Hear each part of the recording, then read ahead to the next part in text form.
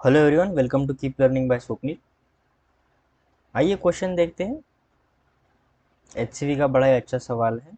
A body of mass 2 kg is lying on a rough inclined plane of inclination 30 degree. Find the magnitude of the force parallel to the incline needed to make the block move. First है यानी A, up the incline, and B, down the incline. Coefficient of static friction जो है मैं already given है 0.2। सो आइए इसे solve करते हैं। अब सबसे पहले हम ए को सॉल्व करेंगे, क्योंकि हमें एक इंक्लाइन सरफेस पे 2 kg का मास गिवन है, तो उसको हमें चढ़ाना है। एक इंक्लाइन सरफेस पे ऊपर की तरफ चढ़ाना है, तो कितना फोर्स वहाँ पे लगाना होगा वो हमें फाइंड करना है। सो एक इंक्लाइन सरफेस है, ठीक है, कुछ ऐसा इंक्लाइन सरफेस है। एंगल ऑलरेडी गिवन है, कितना, 30 डिग्री। इसको थोड़ा हम बड़ा बनाएंगे। ओके, इसके ऊपर एक बॉक्स है 2 kg का, कुछ इस प्रकार। इसका जो मास है कितना, 2 kg। अब देखो यहाँ पे होता क्या है, इंक्लाइन सरफेस के कारण इस डायरेक्शन में एक फोर्स आएगा,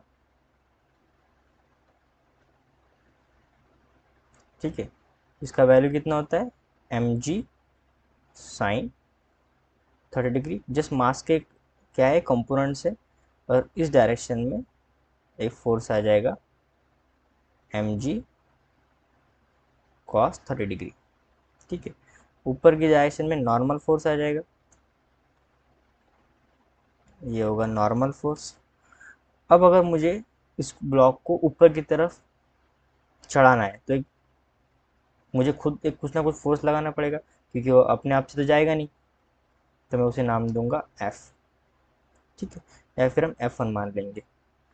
अब जैसे ऊपर जाने की तरफ मैंने धक्का दिया, उसका मोशन ऊपर की तरफ होने लगा, तो क्या हो जाएगा, फ्रिक्शन फोर्स आ जाएगा नीचे की तरफ, जो मोशन को रेजिस्ट करेगा, जिसे हम स्मॉल एफ से डिनोट करेंगे। ये यहाँ पे क्या हो रहा है, फ्रीबॉडी डायग्राम्स का। और उसका जो कोएफिशिएंट ऑफ फ्रिक्शन है म्यू, ऑलरेडी गिवन है, कितना है, 0.2। अब नेट फोर्स अगर देखा जाए, यानी अगर इसको ऊपर की तरफ जाना है, तो इसका क्या होना चाहिए, जो F1 फोर्स है वो किसके इक्वल होना चाहिए, M G sine 30 degree plus friction force के इक्वल होना चाहिए, क्योंकि F1 ऊपर की तरफ है और ये दोनों फ्रिक्शन फोर्स, और एम जी साइन 30 डिग्री नीचे की तरफ है। इक्वल इसके इक्वल हो गया, तभी ये ब्लॉक ऊपर की तरफ मोशन करना शुरू कर देगा, ठीक है। सो ये आ जाएगा एम जी साइन 30 डिग्री। देखिए फ्रिक्शन फोर्स क्या है, mu into normal. Mu already हमारे पास है, नॉर्मल का वैल्यू है यहाँ पे, किसको नॉर्मल बैलेंस कर रहा है, एम जी कॉस 30 को नॉर्मल बैलेंस कर रहा है। सो यह जगह M G cos 30 degree. So यहाँ से mu M G cos 30 degree. So mass का वैल्यू पता है 2, जी कितना है 10, साइन 30 होता है 1/2, म्यू पता है 0.2, मास पता है 2, जी का वैल्यू पता है 2, कॉस 30 होता है √3/2। इसको सॉल्व करेंगे, सो 2 से 2 चला गया, या बचा 10 प्लस ये पॉइंट, और ये 10 चला गया, ये 2 चला गया, या गया 2√3। सो 10 प्लस 2 इंटू √3 का वैल्यू होता है 1.73। सो यह जगह 10 इन प्लस यह जगह 3.4 के आसपास, तो ये आ जाएगा 13.4 न्यूटन, जो कि होगा F1, यानी चढ़ाने के लिए इतना फोर्स लगेगा। अब बी सेक्शन को देखते हैं। बी सेक्शन हमें क्या कह रहा है, कि मान लो वो ऊपर से नीचे की तरफ आ रहा है, डाउन द इंक्लाइन फोर्स, तब उसको कितना, नीचे की तरफ आने के लिए उसको कितना फोर्स लगना चाहिए, कितना फोर्स लगाएंगे हम, वो हमें फाइंड करना है। सेम सीनियर यहाँ पर भी हो रहा है, ठीक है। सेम डायग्राम, इसको कॉपी कर लेते हैं। डायग्राम सेम है, बस हल्का सा उसमें एक फर्क आ जाएगा। अब क्या है इस डायग्राम में, अब हो क्या रहा है, कि यहाँ पे ऊपर से नीचे की तरफ आने में जो यहाँ पे हम फोर्स लगाएंगे, अब ऊपर के से नीचे की तरफ आ रहे हैं, तो जो फ्रिक्शन फोर्स है वो कैसे होना चाहिए, अगेंस्ट द मोशन, यानी ऊपर की तरफ लगेगा कुछ इस डायरेक्शन में। ये जो एफ है ये इस डायरेक्शन में लगेगा क्योंकि नीचे की तरफ उसका मोशन हो रहा है। ठीक है, इस डायरेक्शन में मोशन है, अब इस डायरेक्शन में मूव कर रहा है।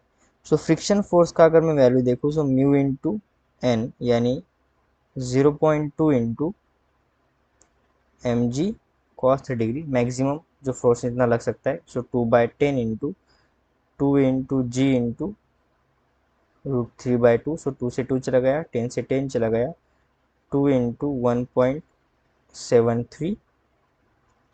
इसका अगर मैं वैल्यू लूँ सो अप्रॉक्सीमेटली जो वैल्यू है ये आ जाएगा 3.4 न्यूटन के आसपास।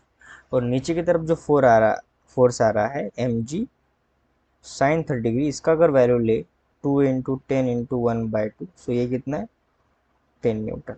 देखा जाए तो ये 10 न्यूटन, यानी एम जी साइन 30 डिग्री ज़्यादा है फ्रिक्शन फोर्स से।